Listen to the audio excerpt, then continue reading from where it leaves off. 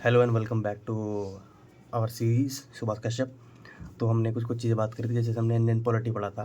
तो उसमें हम लोग क्या क्या डिस्कस कर रहे थे, हमने कुछ कॉन्स्टिट्यूशन अमेंडमेंट को मैंने आपको लिखवाया था कॉपी में कि क्या है कैसा है। और जीएस पेपर 1 के कुछ सारे कॉन्सेप्ट थे कि हमारे इंडिया में कुछ यूनिफाइंग फोर्सेस भी हैं और कुछ ब्रेकिंग फोर्सेस भी हैं। यूनिफाइंग फोर्स कल्चर है, ब्रेकिंग फोर्स पॉलिटिक्स है, ठीक है। और एक पर्सन की डिफरेंट आइडेंटिटी होती है, तो वो डिपेंड करता है कि आप कौन सी आइडेंटिटी पे फोकस करके उसको तोड़ना चाहते हो या जोड़ना चाहते हो।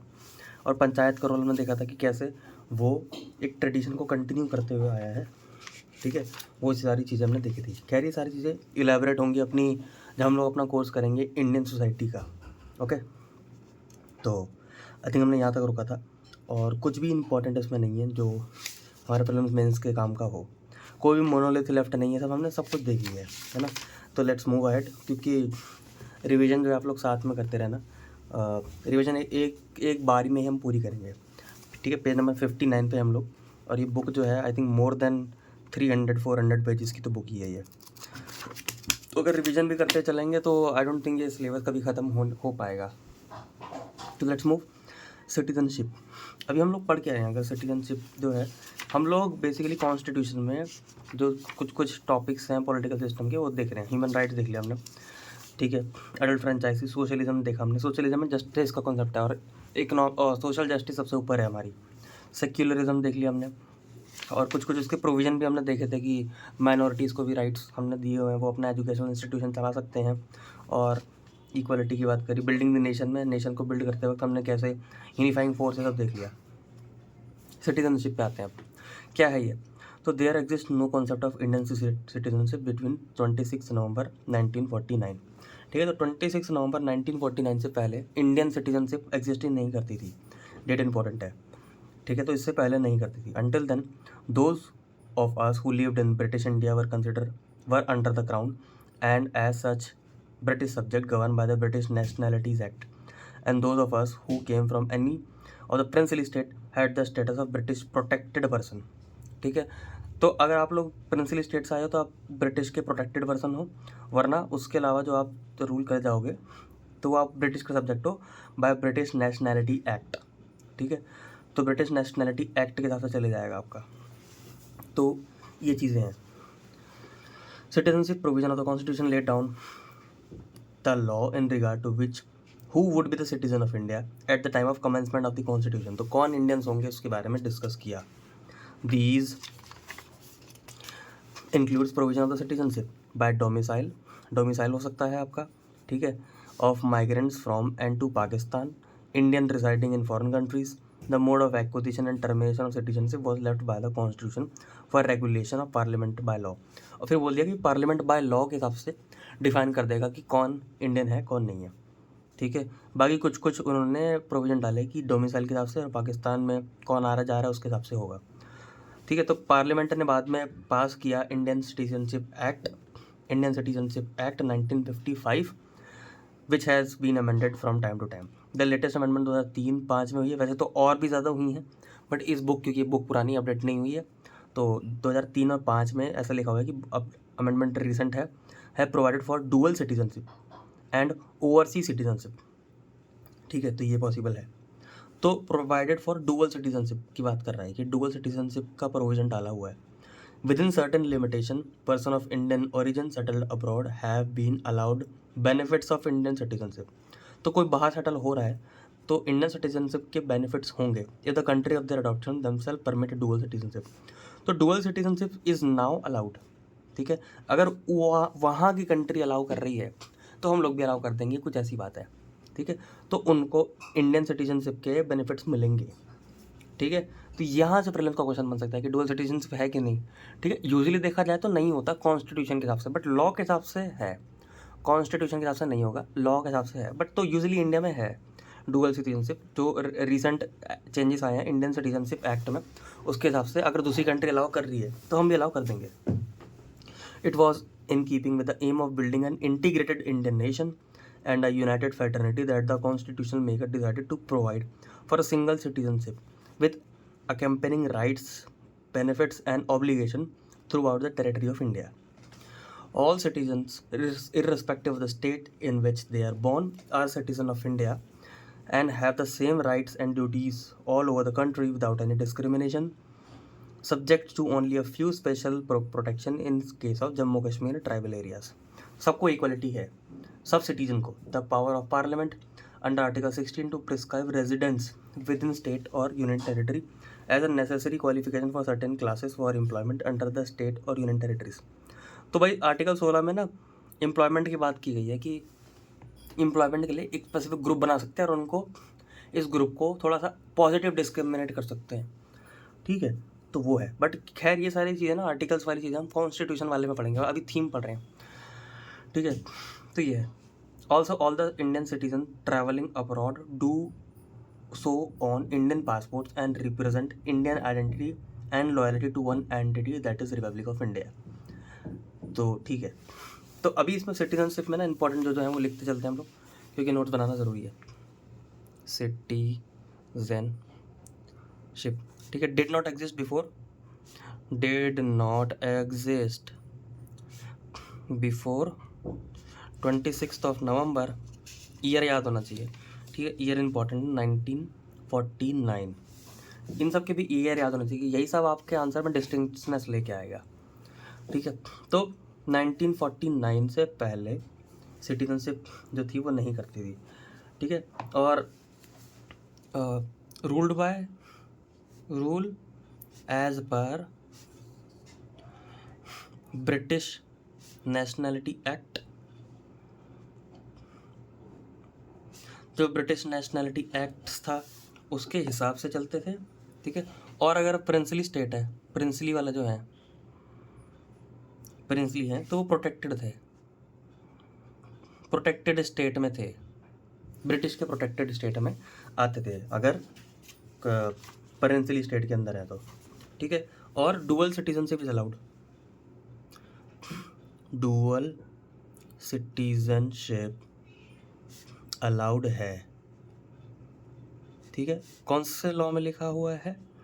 Indian citizenship act of 1955. Simple. Okay, तो लेट्स मूव अहेड. तो प्रीलिम्स में इसके जो क्वेश्चन बनने हैं वो हमने लिख लिया यहाँ पे, बाकी कुछ भी इंपॉर्टेंट नहीं है हम लोगों के लिए. एमरजेंसी प्रोविजन भी है हमारे यहाँ पे. तो again to protect the unity and the security of India. हमने एमरजेंसी प्रोविजन क्यों लगाए होंगे? सोचो कि हो सकता है कि कभी जो फेडरल सेटअप है हमारा, यानी कि स्टेट गवर्नमेंट है या सेंट्रल गवर्नमेंट है, वो उतना अच्छे से काम नहीं कर पा रही है. हो सकता है किसी स्टेट में कुछ फाइनेंशियल इशू आ जाए, कुछ नेशनल इशू आ जाए, कुछ एक्सटर्नल स्टेट का थ्रेट आ जाए, तो उसके लिए एमरजेंसी में क्या होगा? सेंटर का डायरेक्टली कंट्रोल हो जाएगा स्टेट पे. तो to protect the unity and security of India, part कौन सा पार्ट है? पार्ट 18 है ये. Part 18 of the constitution permit the state to suspend some of the civil liberties and application of certain federal principle during the state of emergency. The constitution provide for 3 category of emergency. 3 categories of emergency है. A threat by war और external aggression, या तो war हो जाए, external aggression आ जाए, या armed rebellion आ जाए, जिसको नेशनल इमरजेंसी बोलते हैं. ठीक है, या तो वॉर हो, या एक्सटर्नल अग्रेशन हो, या आर्म्ड रिबेलियन हो, तो ये नेशनल इमरजेंसी होगी. या failure of a constitutional machinery. तो अगर कॉन्स्टिट्यूशनली मशीनरी कोई फेल हो जाए, यानी कि कॉन्स्टिट्यूशन का कोई इंस्ट्रूमेंट या इंस्टीट्यूशन फेल हो जाए इन स्टेट, तो प्रेसिडेंट का रूल लग जाएगा, प्रेसिडेंशियल रूल लग जाएगा. And state to the financial security या क्रेडिट टू अ नेशन और पार्ट ऑफ इट, इसको फाइनेंशियल इमरजेंसी कहते हैं. तो 3 तरह की इमरजेंसी है अपने केस में, ये बात याद रखनी है. इमरजेंसी का प्रोविजन पार्ट 8 में है. ठीक है, पार्ट 8 यानी कि चैप्टर 8 में.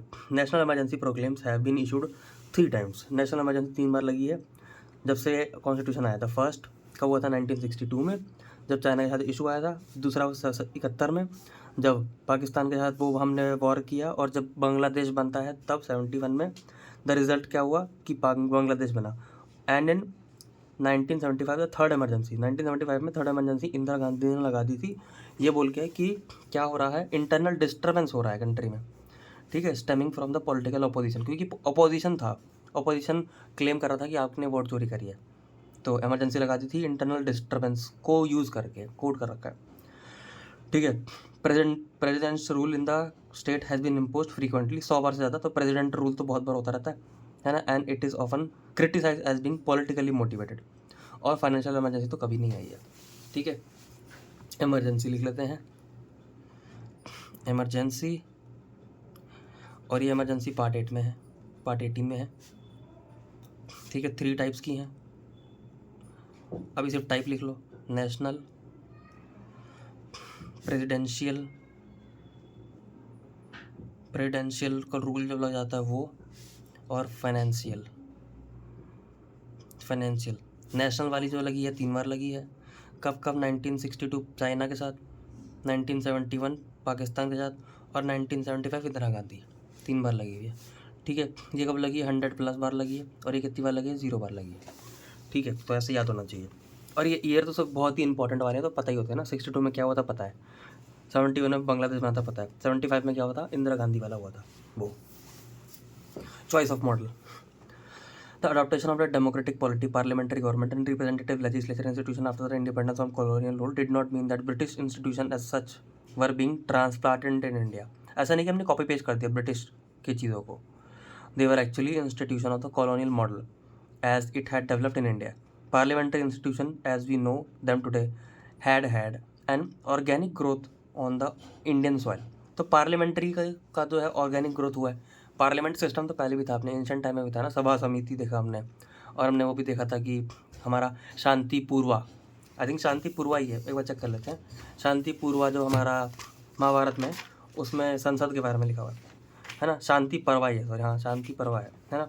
बाकी गणपद है, जनपद है, पौरा है, ये सब पॉलिटी के बारे में बताते हैं। और नीतिसार जो है, जो हमारे शुक्राचार्य की है, नीतिसार, ठीक है, शुक्राचार्य की नीतिसार 10th सेंचुरी में जो लिखी गई थी, उसमें भी पॉलिटी के बारे में काफ़ी बताया हुआ। तो हमारे जो एक तरह से पार्लियामेंट्री इंस्टीट्यूशन है वो तो पहले से ही थे। They grew through many relentless struggle from freedom from foreign rule and successive dose of constitutional reform, grudgingly and haltingly considered by British ruler.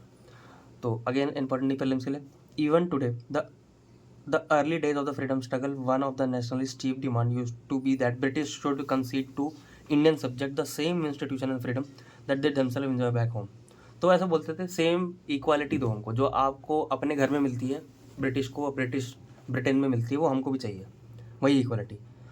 The seeds of the colonial model of the parliamentary system in India can be trace back to this demand. तो यही demand करते थे ना, यही demand जो कर रहे हैं, यही पार्लियामेंट्री सिस्टम के फॉर्मेट में ही कर रहे हैं। Founding fathers of the Indian Constitution were fascinated by the British parliamentary institution and inspired to have the same for themselves in India. They said goodbye to British rule but embraced the colonial model of governance. It is not surprising, therefore, that Constitution of Free India reproduced a large part of the Government of India's Act.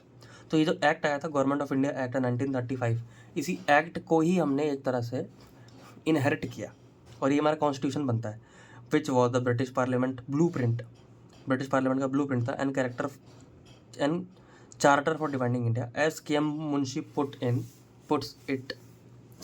के M Munshi ने क्या बोला है, देखते हैं। के M Munshi ने बोला है, we must not forget a very important fact that during the last 100 years Indian public life has been drawn upon tradition of British constitutional law. Most of us has looked upon the British model as the best. For the last 30-40 years, some kind of responsibility has been introduced in the governance of this country. Our constitutional tradition have become parliamentary. After this experience, why should we go back upon tradition that have been built over 100 of years and by a novel experience? तो ठीक है, सीधा ले लो, बस British के governance को ले लो सीधा, क्योंकि वो सही लग रहा है। Replying to criticism of the constitution assembly, Ambedkar ने बोला, as to the acquisition that the draft constitution has produced the good part of the provision of the government of India act 1935, I make no apologies. तो मैं कोई apology नहीं मांग रहा हूँ कि मैंने वहाँ से क्यों कॉपी पेस्ट किया। There is nothing to be ashamed of in borrowing, it involve no plagiarism. ऐसा भी नहीं कि हमने कॉपी पेस्ट कर दिया। Nobody holds a patent right in the fundamental idea of the constitution, और किसी का पेटेंट नहीं है कि उसी के आइडिया ओरिजिनल है। The founding fathers thought that for a country of India's size, diversity, background and needs, a system of representative parliamentary democracy with universal attendant franchise would be the most suited. तो हमने ले लिया बस British parliament वाला system जो है, जो parliamentary system जिसमें बाई कैमरलिज्म। अच्छा, बाई कैमरलिज्म वाला बात आपको पता होगा, मोंटागू चैम्सफोर्ड रिफॉर्म से आया था, जिसमें इंडियन लेजिस्लेटिव काउंसिल को बाई कैमरल बना दिया था हमने, ठीक है। तो बस ये याद रखना है, बीच बीच में ऐसे मैं रिवाइज करा दूंगा आपको। Okay, structure of Indian polity क्या है, प्रेसिडेंशियल पार्लियामेंट्री है। प्रेसिडेंशियल पार्लियामेंट्री कैसे, India is the Republic and the head is the president in whom all the executive power vests and in whose name it is to be exercised। तो executive की सारी power जो है exercise होती है president के नाम से, ठीक है। तो एग्जीक्यूटिव का हेड यही है, ठीक है, एक तरह से स्टेट का हेड है ये। He is also the supreme commander of the armed forces. Armed forces का भी कमांडर है वो, ये भी याद रखना, ठीक है। आर्म्ड फोर्सेज का भी कमांडर है। It has been held however that unlike the US president our president is only a nominal or constitutional head, है ना। He act only with the aid and advice of the real political executive which is the council of minister. Council of minister की advice के हिसाब से ही तो चलते हैं president, ये तो पता ही है हम लोग को। तो ऐसा नहीं है कि अपने हिसाब से चल लेंगे जैसे यूएस में चलते हैं, है ना। यूएस में नॉमिनल नहीं है, यूएस में रियल प्रेसिडेंट है, हमारे यहाँ नॉमिनल है, कॉन्स्टिट्यूशनल है, और एडवाइस के हिसाब से चलते हैं, aid and advice of the real political executive. तो real political executive council of minister है, यानी कि काउंसिल ऑफ मिनिस्टर बोले तो हमारे यहाँ पे जो होम मिनिस्टर होता है वगैरह वगैरह वो सब। The minister are collectively responsible to the popular house of the parliament, that is Lok Sabha. दस following the British pattern, the Constitution of India has basically adopted both at the union and state level the parliamentary system of government with ministerial responsibility to the popular house। तो हमने एक तरह से parliamentary system को adopt किया है। वो parliamentary system को जो अडॉप्ट किया है वो कहाँ देखने को मिलता है हमको, यूनियन लेवल पे भी और स्टेट लेवल पे भी। कैसे, जिसमें parliamentary system of government with ministerial responsibility, जो मिनिस्टर है वो रिस्पॉन्सिबल हैं लोगों को, ठीक है, लोगों को यानी कि पॉपुलर हाउस को। पॉपुलर हाउस यानी कि जो लोकसभा है, जो लोअर हाउस है, ठीक है। यानी कि executive is responsible to legislature. ये वाली पॉइंट का मतलब है कि जो एग्जीक्यूटिव है वो लेजिस्लेचर को रिस्पॉन्सिबल है। लेजिस्लेचर यानी कि लोग ही हैं, क्योंकि लोगों को रिप्रेजेंट करके आगे भेजा हुआ है, ठीक है। तो दोनों जगह पे हमको जो दिखता है मिनिस्टीरियल रिस्पॉन्सिबिलिटी, इसको एग्जीक्यूटिव रिस्पॉन्सिबिलिटी भी बोल सकते हो आप, क्योंकि मिनिस्टर ही एग्जीक्यूटिव होते हैं।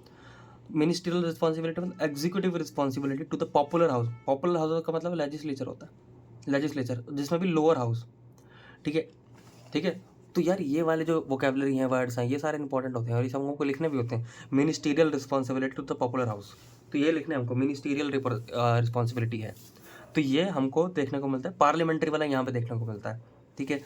बल्कि यूएस में कैसा था, US system of presidential government with a separation of power and nearly irremovable president as the chief executive for a fix term. और आप उसको रिमूव नहीं कर सकते प्रेसिडेंट को, ठीक है, ऐसा यहाँ पे। यानी कि एग्जीक्यूटिव को लेजिस्लेचर रिमूव नहीं कर सकता, बट हमारे यहाँ पे तो मिनिस्ट्रियल रिस्पॉन्सिबिलिटी देखने को मिलती है, ठीक है। तो यही पार्लियामेंट्री सिस्टम है। In the US system the president choose his team of minister. और यूएस में क्या होता है, प्रेसिडेंट अपनी टीम चूज करता है from among the citizen at large and the minister are not member of legislature. Legislature से निकल के नहीं आता मिनिस्टर।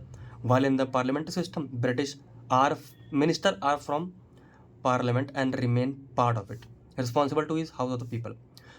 तो पार्लियामेंट में वहीं से लोग निकल गए हैं, तो रिस्पॉन्सिबल भी उन्हीं लोग से होंगे जहाँ से निकल गए हैं। बट यहाँ पे ऐसा नहीं है, यहाँ पे रिजिड पावर है, यहाँ पे ये अलग है, ये अलग है, ठीक है। जो आपका एग्जीक्यूटिव है, मिनिस्टर है, वो प्रेसिडेंट जो है वो चूज़ करेगा अपने लोगों को, और वो लेजिस्लेचर का पार्ट नहीं होगा। The parliamentary system may be said to be laying greater stress on the concept of responsibility of the executive, while the presidentially जो है सिस्टम वो स्टेबिलिटी को प्रमोट करता है। हमने देखा था ये वाला पॉइंट, ठीक है। However there are several fundamental difference and departure. To name a few, UK constitution is unitary. अभी देखो क्या है, ध्यान से अगर आप देखोगे तो ये पीपल ऑफ इंडिया है। पीपल ऑफ इंडिया में कुछ इलेक्टोरेट होते हैं, यानी कि इतने लोग वोट डालेंगे, इतने लोग वोट डालेंगे, और ये वोट डालेंगे, किसको वोट डालेंगे, स्टेट के लोकल असेंबलीज को और लोकसभा को, ठीक है, स्टेट के लोकल असेंबली और लोकसभा को, ओके। और स्टेट के ही जो लोकल असेंबली होते हैं, ये यहीं से कुछ लोग जाएंगे राज्यसभा में, यहीं से कुछ लोग जाएंगे राज्यसभा में, ठीक है, क्योंकि राज्यसभा के अंदर स्टेट से ही तो रिप्रेजेंटेशन आता है। ये सेंटर का लेवल है, ये पूरा लेवल सेंटर का है, ठीक है, ये सेंटर का लेवल है। ये वाला जो लेवल है वो है स्टेट का, और ये वाला जो लेवल है वो है लोकल का। तो लोग इलेक्शन में जाते हैं दो जगह पे, पहला है लोकसभा वाले इलेक्शन में जाएंगे, दूसरा है स्टेट लेजिस्लेटिव असेंबली यानी कि अपने विधानसभा वाले में। इन दोनों में गए, इन दोनों में जब गए तो यहीं से लोग निकले, वो राज्यसभा में गए, सेंटर में गए, ठीक है। जो आपने चूज़ करे थे उसी में लोग गए, वो राज्यसभा में चले गए, ठीक है। तो ये हो गया। अब ये सेंटर है, ये पूरा सेंटर है, तो सेंटर से इलेक्शन होगा प्रेसिडेंट का, यहाँ से भी इलेक्शन होगा प्रेसिडेंट का, और ये लोग भी इलेक्ट करेंगे प्रेसिडेंट। यानी कि तीन बॉडी है, लोकसभा, राज्यसभा और स्टेट, ये अपने स्टेट लेजिस्लेटिव असेंबली वाले, ये तीनों इलेक्ट करके प्रेसिडेंट को बनाएंगे। अभी ये वाला पार्ट तो हो गया, अभी वाला पार्ट पे चलते हैं। ये है लोकल बॉडीज़ से इलेक्शन को करके स्टेट की लेजिस्लेटिव काउंसिल बनती है। लेजिस्लेटिव काउंसिल हर जगह नहीं होती है, इसलिए इनका रोल प्रेसिडेंट के इलेक्शन में नहीं है, क्योंकि हर जगह होती नहीं है। ठीक है, तो ये समझ में आ गया होगा आप लोगों को। तो अभी तक हमने देखा पार्लियामेंट्री सिस्टम में मैं एक बार, क्योंकि हमने पहले लिखा हुआ है पार्लियामेंट्री को, तो लेट्स ट्राई कि हम उसी में ऐड करते हैं, है ना। स्टेबिलिटी ऑफ एग्जीक्यूटिव, बट यहाँ पे क्या है, responsibility in parliament, executive is responsible to legislature, हमने लिखा हुआ है, या इसको बोल सकते हैं मिनिस्टीरियल रिस्पॉन्सिबिलिटी।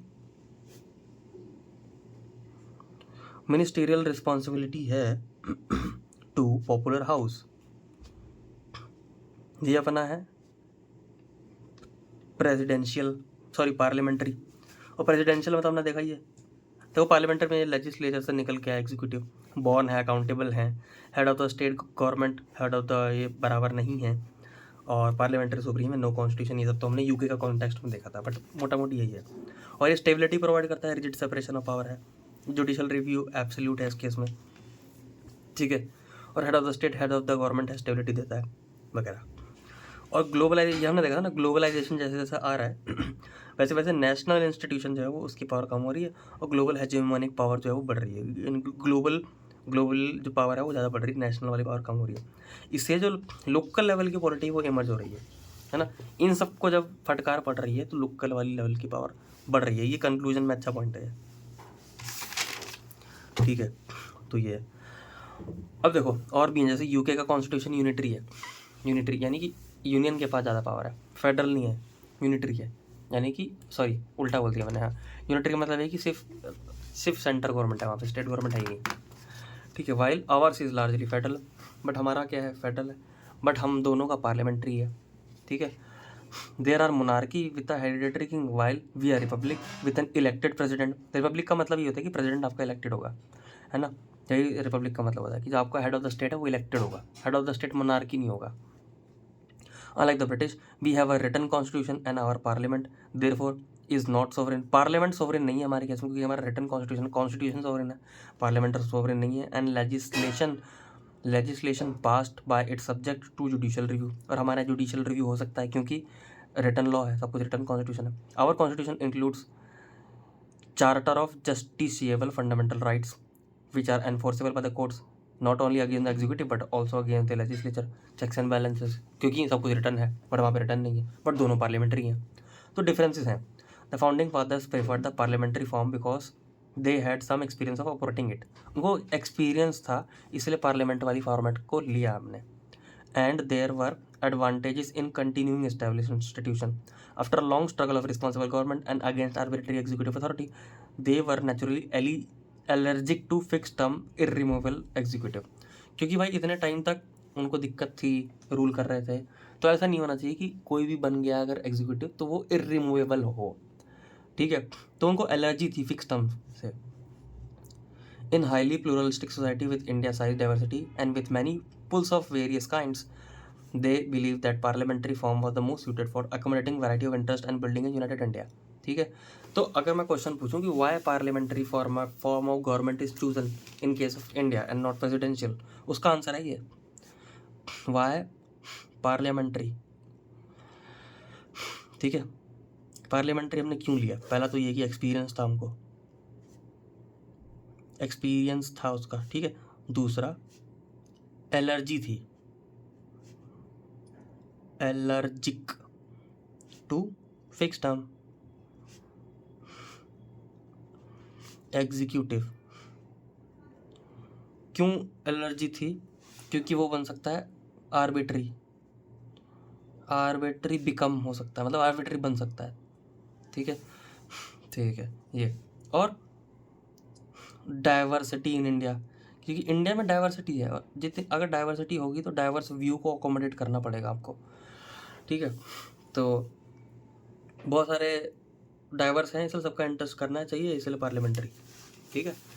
फिक्स टेन्योर नहीं होगा। Discussing the problem of making a choice between the US presidential mode and British parliamentary both of which democratic, Ambedkar ने बोला इन द कॉन्स्टिट्यूशन असेंबली, क्या बोला, a democratic executive must satisfy two condition, क्या, it must be a stable executive, stability चाहिए, तो stability कौन दे देगा, यूएस दे देगा। And it must be responsible executive, तो रिस्पॉन्सिबिलिटी भी चाहिए, तो वो कौन दे देगा, पार्लियामेंट दे देगा। Unfortunately it has not been possible so far to devise a system which can ensure both.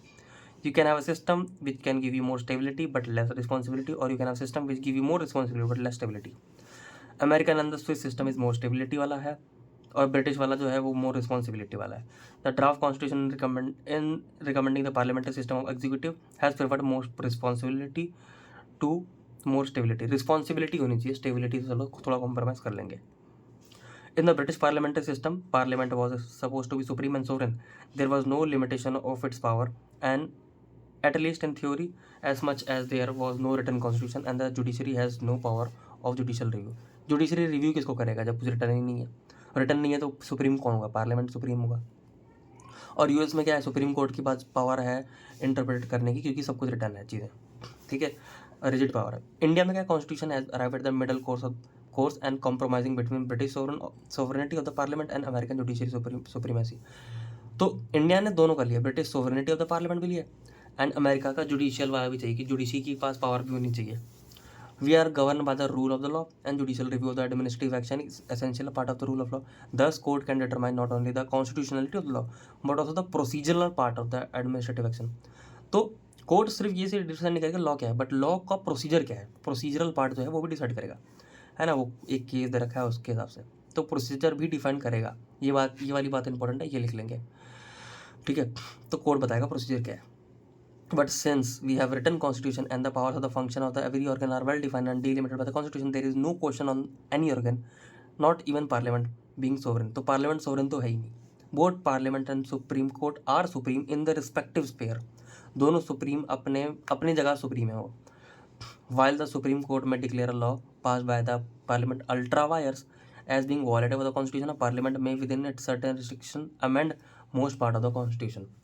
तो पार्लियामेंट अमेंड कर सकती है, और कोर्ट जो है उसको अल्ट्रा वायर यानी कि नॉट गुड, इनवैलिड डिक्लेयर कर सकता है, ठीक है. तो हमने फिर इवेंचुअली अपनाया क्या, हमारे पास तो क्या है, ब्रिटिश पार्लियामेंट्री भी है और हमारे पास ये प्रेसिडेंशियल भी है क्योंकि जिसमें कोर्ट का इंटरप्रिटेशन भी होता है. तो हमने बेसिकली दोनों ले लिया है. तो अगर आप ऐसा डायग्राम बनाओगे, एक तरफ है ब्रिटिश की पार्लियामेंट्री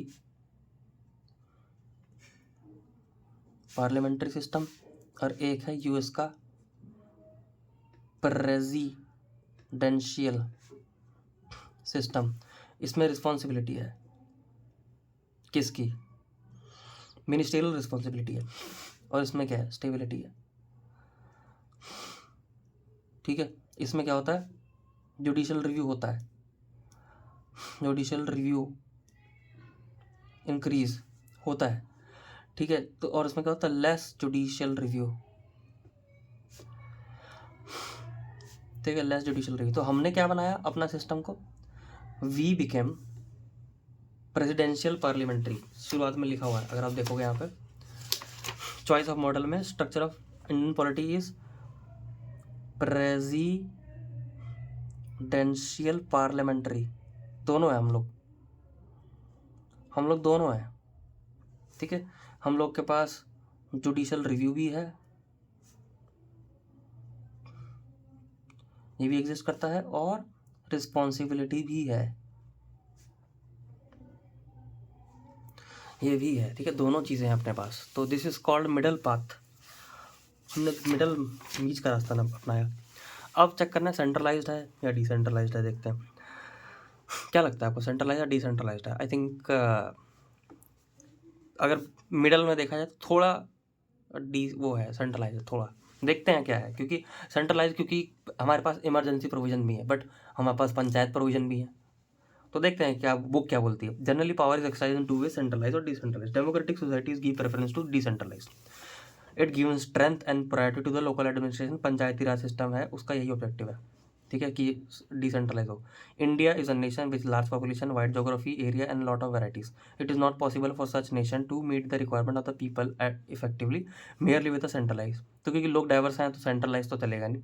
तो there has been attempt to give more power, ताकि हम लोग लोकल सेल्फ गवर्नमेंट को दे सकें, है ना, पंचायती राज बना सकें. तो 73rd 74th अमेंडमेंट हमने किया कॉन्स्टिट्यूशन में, जिससे हमने लोकल सरकारें बनाई, लोकल सेल्फ गवर्नमेंट बनाई है पंचायत वाली, with some 3.2 million elected rurals from panchayat to parliament, ठीक है, पंचायत से पार्लियामेंट तक लोग आए, it became possible to make the democratic more efficient, more effective, sorry, ठीक है। तो बढ़िया हुआ है, मतलब पहले हमारे पास इमरजेंसी प्रोविज़न भी है, मैंने आपको बताया ना, जिससे सेंट्रलाइज होता है, और ये वाला भी प्रोविज़न है पंचायत वाले, जिससे डिसेंट्रलाइज होता है। तो छोड़ो, इसको कुछ लिखने का कुछ था ही नहीं, तो छोड़ो। Federal unity, it is difficult to put our political system in any strict mould of federal है या यूनिटरी है, हम लोग क्या है बताना मुश्किल है। It has feature of both, हम दोनों हैं। Reason for this unique federal are to be found in the constitution history of India. तो हम दोनों क्यों हैं, क्योंकि हम लोग कभी कभी यूनिटरी हो जाते हैं, जैसे कौन से केस में, इमरजेंसी प्रोविजन के केस में, और कभी कभी हम फेडरल हो जाते हैं।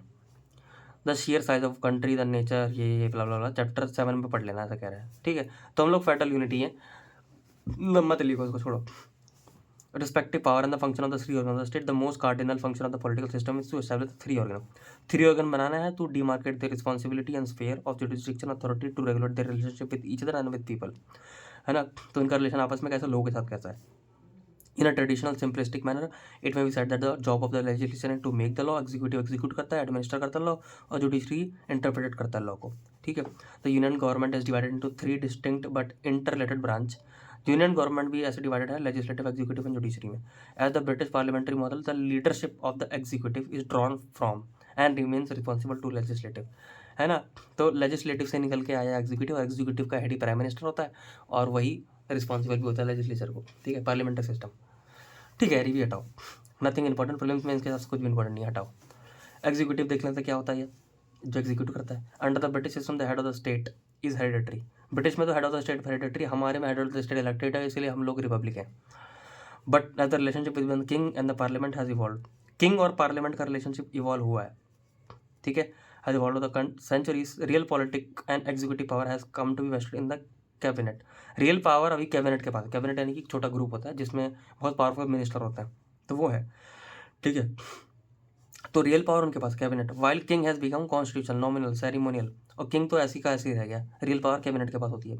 The doctrine of ministerial responsibility means that for every act of a state it is the ministers who are responsible to the people through their elective representative in parliament. क्योंकि सारा काम तो मिनिस्टर करते हैं, तो मिनिस्टर रिस्पॉन्सिबल होंगे legislature के, और लेजिस्लेचर रिस्पॉन्सिबल होंगे लोगों के, ठीक है। तो ऐसे चीज़ें काम चलती हैं अपनी। We in India do not have a monarchy. Also, we are not a small unitary state like United Kingdom. We are a large republic and a union of states like United States with an elected president at the head of the republic in whom all executive power vests. We are thus a unique position of being once a parliamentary polity and a republic with president. तो ये भी हम chapter 4 में पढ़ेंगे, but हमारा Republic है, Republic का मतलब इलेक्टेड प्रेसिडेंट होता है, बस इतना ही। बस वो पढ़ रहा तो जल्दी जल्दी देखते जाओ, पन्ने आगे बढ़ाते जाओ। Legislature, the supreme legislature of the union of India is called the parliament. Legislature कौन बनाता है, पार्लियामेंट बनाता है, यानी कि कानून बनाने का काम पार्लियामेंट का है। The parliament consist of president, अच्छा पार्लियामेंट का हिस्सा होता है प्रेसिडेंट, याद रखना, पार्लियामेंट का हिस्सा होता है, यानी कि पार्लियामेंट का हिस्सा प्रेसिडेंट है, यानी कि प्रेसिडेंट पार्लियामेंट का हिस्सा है, यानी कि प्रेसिडेंट लेजिस्लेचर का हिस्सा है, ये भी इंपॉर्टेंट है। प्रेसिडेंट लेजिस्लेचर का हिस्सा भी है, क्योंकि लेजिस्लेचर ही तो पार्लियामेंट है, पार्लियामेंट ही के अंदर प्रेसिडेंट भी आता है, ठीक है। तो पार्लियामेंट में कौन कौन आता है, president and the 2 house, Rajya Sabha, Lok Sabha, ठीक है, राज्यसभा लोकसभा आते हैं। Article 79 begins by saying that there shall be a parliament for the union for which that there must be a parliament for the union. Parliament को क्रिएट करने वाला आर्टिकल 79 है, ठीक है। There shall be a parliament for the union which mean that there must be a parliament for the union. Of the 3 constituent of the parliament only the Lok Sabha is subject to dissolution. Lok Sabha dissolve हो जाता है, लोकसभा चला जाता है, but parliament जो है उसमें 3 चीज़ें हैं ना, ये एक प्रेसिडेंट, फिर लोकसभा, राज्यसभा, तो लोकसभा चला जाता है, बट ये दोनों परमानेंट रहते हैं।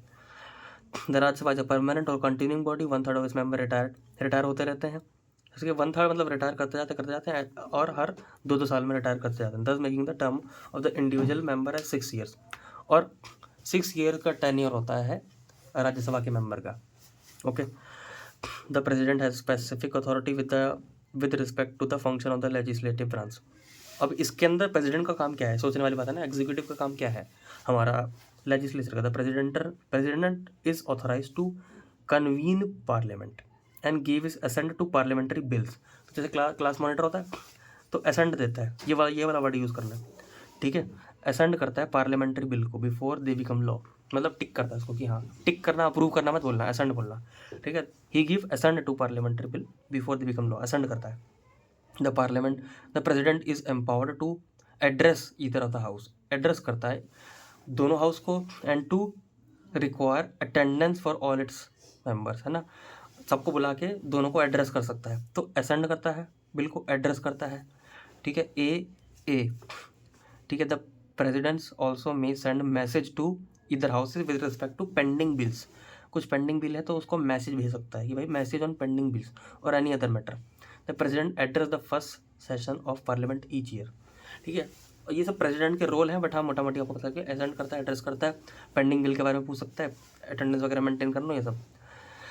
बाकी चैप्टर 5 में आप लोग अच्छे से पढ़ोगे कि क्या है ये, ठीक है। तो अभी के लिए आई थिंक ठीक है, ये इतना ठीक है। बस आपको पता होना चाहिए कि हाँ आर्टिकल 79 में बनाया हुआ है लेजिस्लेचर को। तो जो जो छोटी छोटी चीज़ें ना वो लिखते चलते हैं। तो आर्टिकल 79 कि पार्लियामेंट होगी, ऐसे ऐसे हिंदी में लिख लो, पार्लियामेंट होगी, ऐसे लिख दिया मैंने। पार्लियामेंट होगी ये बोल कौन रहा है, आर्टिकल नंबर ये। पार्लियामेंट के अंदर 3 चीज़ें होंगी, पहला प्रेसिडेंट, दूसरा लोकसभा, शॉर्ट फॉर्म में लिखता हूँ लोकसभा, तीसरा राज्यसभा, ठीक है। डिसॉल्व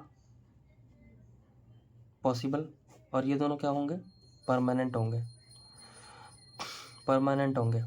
और इसकी बात करें तो 1/3 मेंबर जो होंगे वो रिटायर होंगे एवरी 2 ईयर, हर 2 साल में रिटायर होते रहेंगे, ठीक है। टेन्योर क्या होगा एक बंदे का, tenure is equal to 6 years, एक बंदा 6 साल तक रह सकता है राज्यसभा में, ठीक है। ये सब प्रीलिम्स में इंपॉर्टेंट है तो याद रख लो, ठीक है। यहीं सबसे सवाल वाल बन जाते हैं कभी कभी। तो ये प्रेसिडेंट है, तीनों हिस्सा होते हैं। प्रेसिडेंट का काम मैंने आपको बता दी ना, प्रेसिडेंट का काम, ठीक है। अभी भी वैसे लिखना चाहो तो लिखना चाहो क्या लिख ही लेते हैं, असेंड करना, असेंड बिल्स, बिल्स को असेंड करना, ठीक है। एड्रेस हाउस, एड्रेस करना हाउस को, और पेंडिंग बिल्स के बारे में पूछना, ठीक है। तो ये सारी चीज़ें मैंने शॉर्ट में, बहुत ही शॉर्ट में लिख दिया है, ऐसे नोट्स बना दिए हैं ताकि मेरे को याद रहे, ठीक है। पार्लियामेंट एंड द एग्जीक्यूटिव, अब देखते हैं पार्लियामेंट और एग्जीक्यूटिव का relation. After a new Lok Sabha is duly elected and constituted, the president invite the leader of the party. फिर जैसी लोकसभा बनती है तो प्रेसिडेंट इनवाइट करता है, क्योंकि मैंने बताया ना ये डिसॉल्व होता रहता है, लोकसभा क्या होता है, डिसॉल्व होता रहता है। तो प्रेसिडेंट इनवाइट करता है the leader of the party or the party commanding the support of the more than half of the member of the Lok Sabha to form government. तो इन्विटेशन आता है भैया, ठीक है, to form the government. While the prime minister not necessary always usually the member of Lok Sabha, the minister are drawn from both house of the parliament. तो लोकसभा से क्या कौन आता है, प्रेसिडेंट, अपना प्राइम मिनिस्टर आता है, और बाकी मिनिस्टर तो दोनों से आ सकते हैं, ठीक है। तो ये तो फिर तो पढ़ लेते हैं, while the prime minister not necessary always, usually लिखा हुआ है, यूजली, अक्सर देखा गया, ऐसा कोई रूल नहीं है, ठीक है। तो ऐसा क्वेश्चन आ सकता है कि क्या प्राइम मिनिस्टर राज्यसभा से आ सकता है, तो ट्रू है ये फैक्ट, ट्रू है ये फैक्ट, आ सकता है, ठीक है, ये बात याद रखना। बट यूजली ऐसा देखने को मिला है। और मिनिस्टर भी दोनों जगह से आ सकते हैं, person other than a member of parliament may also appoint as minister. और कोई पार्लियामेंट का हिस्सा है ही नहीं, मान लो मैं हूँ, मैं पार्लियामेंट में गया ही नहीं, यानी कि मैं लोकसभा राज्यसभा किसी के थ्रू गया ही नहीं मैं, तो मैं भी जा सकता हूँ, मैं भी अपॉइंट हो सकता हूँ as a minister, but he has to vacate the office after 6 months unless in the meantime he manage to get himself elected. But 6 महीने में आपको अपने आप को इलेक्ट करवाना पड़ेगा, कुछ भी करके 6 महीने के लिए, ठीक है। तो क्या बाहर का बंदा, क्वेश्चन ये, बाहर का बंदा जा सकता है, यस जा सकता है, बट उसको 6 महीने के अंदर अंदर अपने आप को इलेक्टेड कराना पड़ेगा किसी भी एक हाउस में, है ना, to either of the 2 house, elect करवा लेना अपने आप को, ठीक है। Since the council of minister is collective responsible to the Lok Sabha, minister are always under a constitutional obligation to resign collectively as soon as they lose the confidence of the Lok Sabha. तो क्या होता है कि मिनिस्टर लोग तब तक काम करते हैं जब तक लोकसभा का कॉन्फिडेंस जा रहा है, जैसे उनका कॉन्फिडेंस खत्म तो मिनिस्टर को रिजाइन करना पड़ेगा, नहीं भगाना, वो लोग चले जाएंगे, ठीक है। तो ये बात है, और 6 महीने में आपको इलेक्ट होना पड़ेगा, ये वाली पॉइंट भी इंपॉर्टेंट है। The scheme of the constitution thus represent a real fusion of the highest executive and legislative authority, ठीक है। The relationship between the executive and the legislature is one of the most intimate and ideally does not admit any antagonism. Executive और legislator ना साथ में काम कर रहे हैं, अगर आप देखो तो ध्यान से, कोई इनके बीच में एंटागोनिज्म या डाइकोटमी नहीं है, कोई ऐसे लड़ाई वड़ाई नहीं है ना, कि तू अलग मैं अलग, एक ही है, क्योंकि लेजिस्लेचर से ही निकल के गया executive. The two are not visualized as competing center of power but as inseparable partners or co-partners in the business of government. Strictly speaking, parliamentary system of government should mean government by parliament. Parliament ही बनाएगी government, ठीक है। तो ये वाली point अच्छा है, government जो बनेगी वो पार्लियामेंट के द्वारा ही बनाई जाएगी, क्योंकि पार्लियामेंट के अंदर ही क्या होते हैं, मेंबर ऑफ लोकसभा, और लोकसभा के अंदर ही जो मेजोरिटी पार्टी होती है उसको अपॉइंट करते हैं, उसको कॉल करता है प्रेसिडेंट कि आ जाओ। But the parliament is a large body, it does not and cannot itself govern. The council of minister may in a sense be described as the grand executive committee of parliament charged with the responsibility of governance on the behalf of the present body. तो इसलिए काम करने वाले जो है वो ministers होते हैं, जो मिनिस्टर बनते हैं वही पूरा सरकार चलाते हैं। In other words, the executive is not a separate or outside body, as much as the council of minister is drawn from and remains part of parliament and responsible to Lok Sabha. The relationship may be said that of a part of the whole and of the interdependence. There is, however, a clear distinction between the function of executive and function of parliament. But distinction भी है जो define हैं, उन दोनों के काम में distinction भी है, ऐसा नहीं कि सेम ही काम कर देंगे। The parliament is to deliberate, discuss, legislate, advise, criticize, ventilate public grievances. लोगों की जो दिक्कतें हैं उस पर डिस्कस डिबेट करेगा। Also it has a legitimizational role, कि लेजिटिमाइट करेगा कि हाँ जो भी बात बोली है कानून में वो सही है कि गलत है, तो उस पर डिबेट डिस्कशन करना। एग्जीक्यूटिव का काम गवर्न करना है, although on behalf of parliament and the people, ठीक है।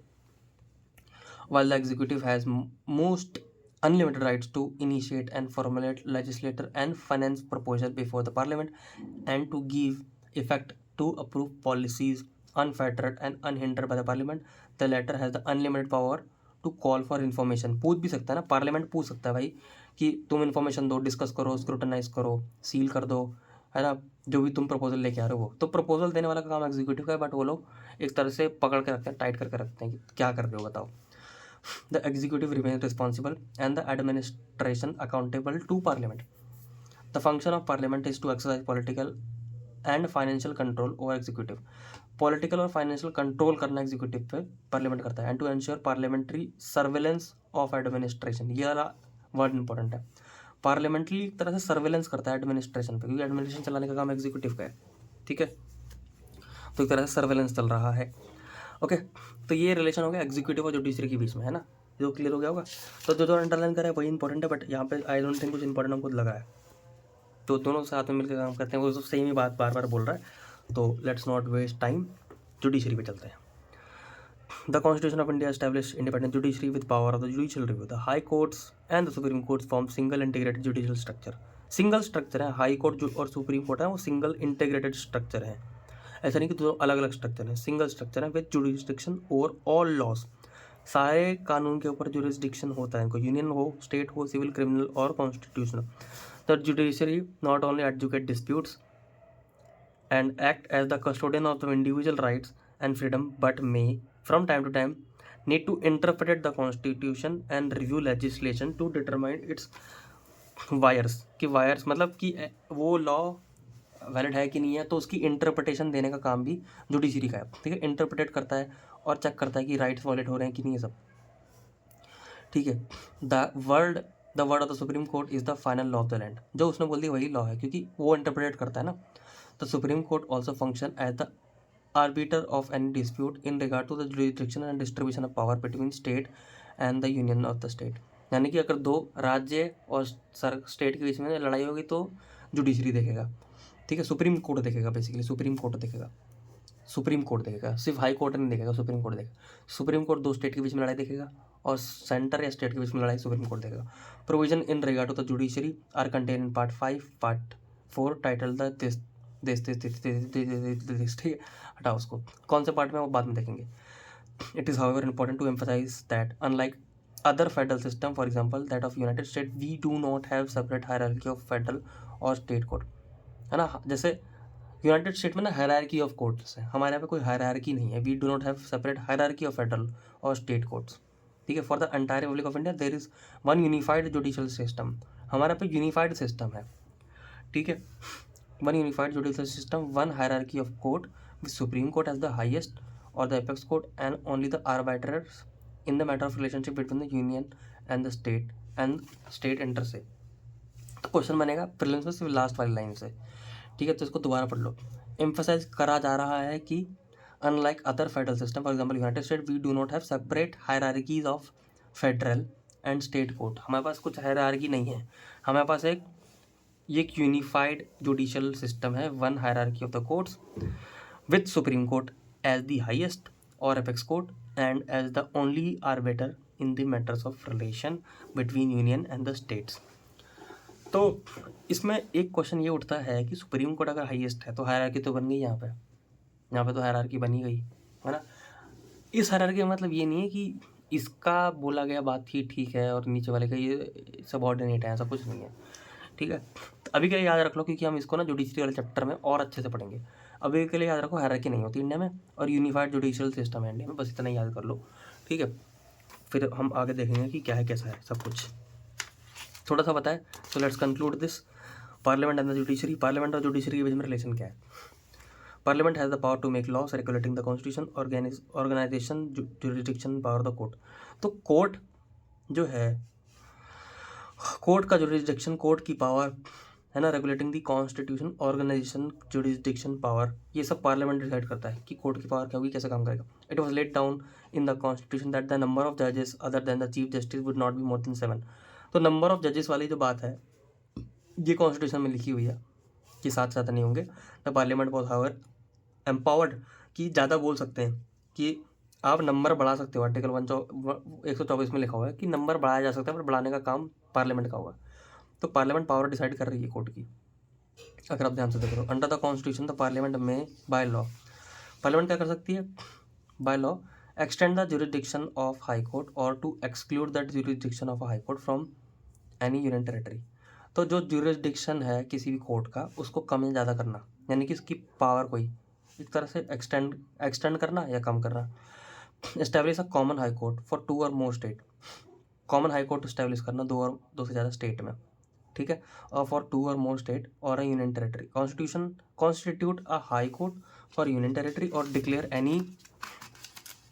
डिक्लेयर कर दो carry any court in any territory to be high court for all. और बेसिकली हाई कोर्ट को इस्टेब्लिश करना, कोई कॉमन हाई कोर्ट को इस्टेब्लिश करना for all other purpose of the constitution, ठीक है। जज ऑफ द सुप्रीम कोर्ट, तो ये बेसिकली कंट्रोल कर रहे हैं, पार्लियामेंट कंट्रोल कर रहा है किसको? जुडिशरी को कंट्रोल कर रहा है। कैसे कर रहा है?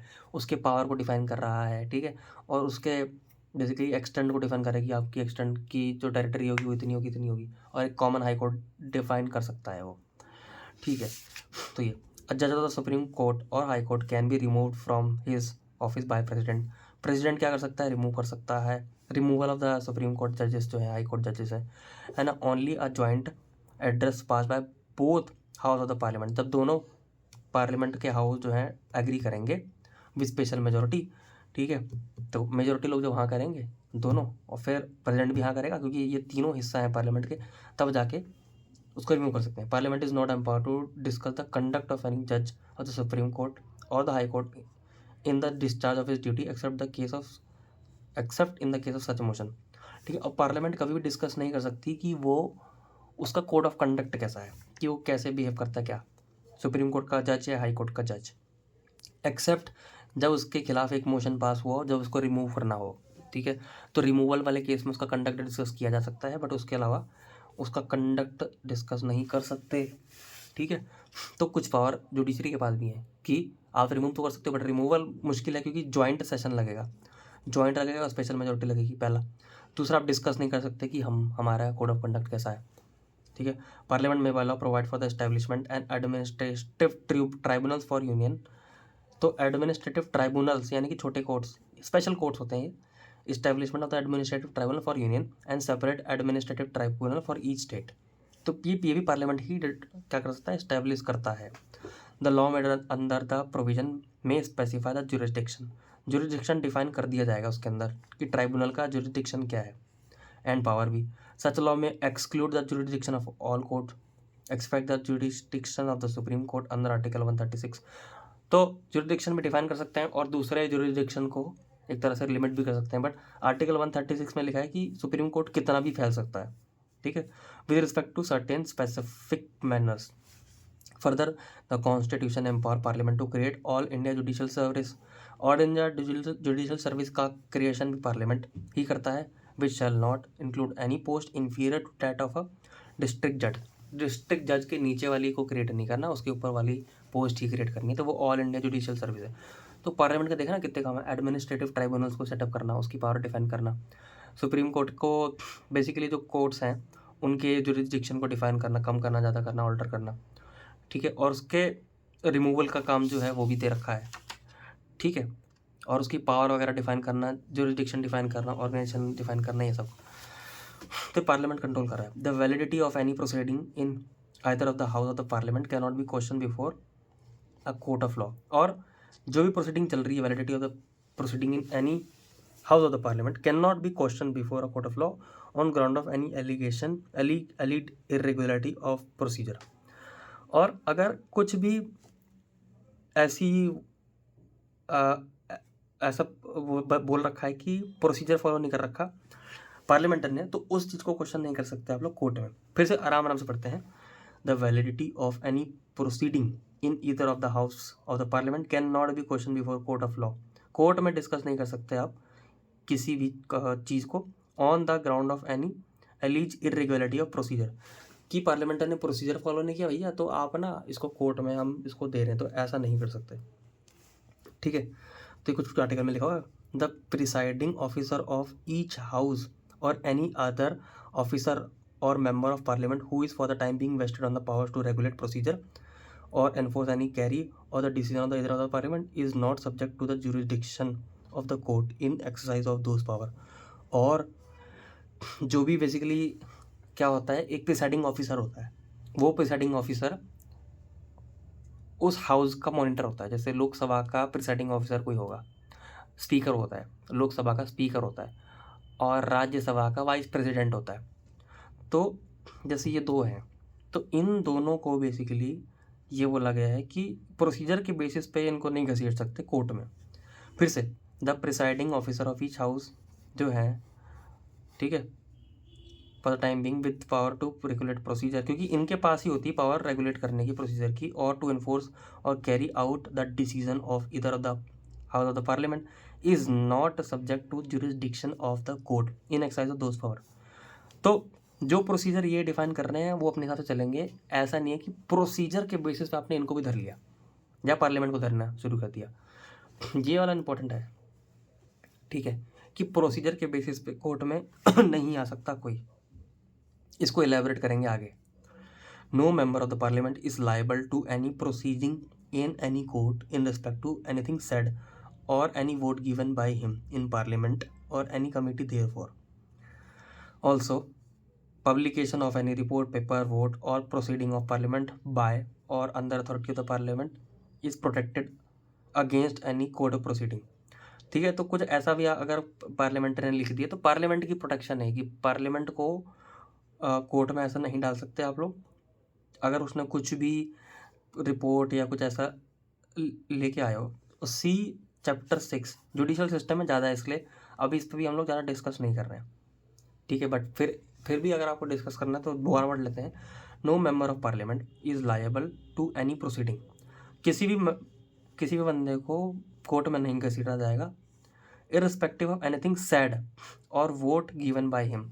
उसने कुछ भी कहा हो पार्लियामेंट के अंदर और कुछ भी वोट दिया हो, ठीक है, तो कुछ भी कहा हो, कुछ भी वोट दिया हो, तो बेसिकली पार्लियामेंट के अंदर खड़ा होके वो कुछ भी बोल सकता है, ये बात है, और कुछ भी वोट दे सकता है। उसके बेसिस पे आप नहीं लेके आओगे, ठीक है। ऑल्सो कुछ भी पब्लिश वगैरह कर रहा है, कुछ भी ऐसा कर रहा है, is protected against any court proceeding. कुछ भी पब्लिश करता है, कुछ भी पार्लियामेंट के अंदर कुछ भी बात, डिबेट, डिस्कशन चल रही है, तो उसको कोर्ट में नहीं ला सकते कुछ भी बोल के, ठीक है।